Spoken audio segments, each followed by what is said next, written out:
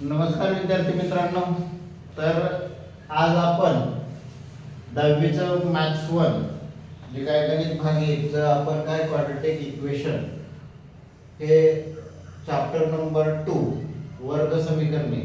तर याच्यातले आपण एक मार्गाचे क्वेश्चन बघणार आहोत जे बोर्डाला विचारलेले आहेत.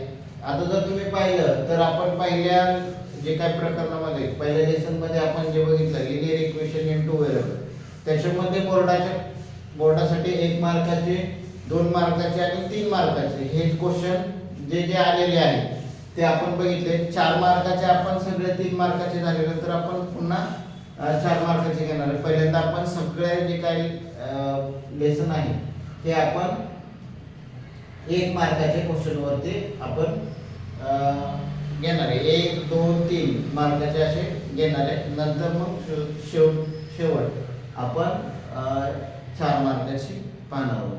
तर पहिला जे काय क्वेश्चन आहे हा मार्च 2019 ला विचारलेला आहे. मार्च 2019 ला हा आलेला आहे क्वेश्चन.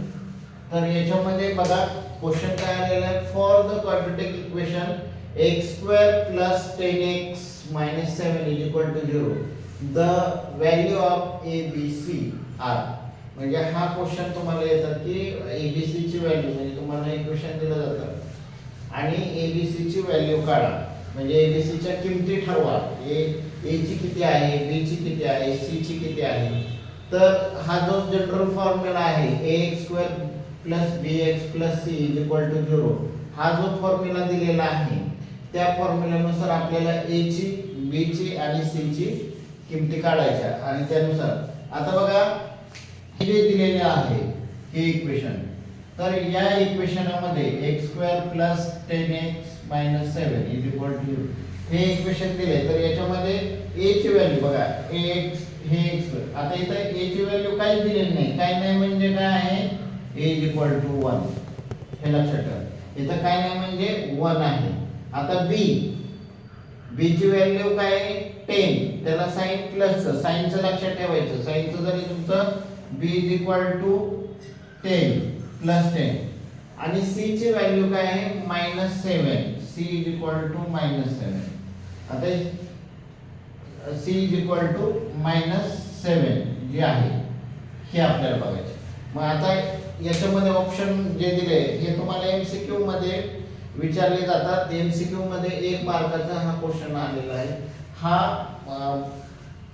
अशा पद्धतीने विचारले जातात बोर्डाला जे काही क्वेश्चन आहे. तर आता आपल्याला बघायचं की ऑप्शन मध्ये कुठे आहे a = 1.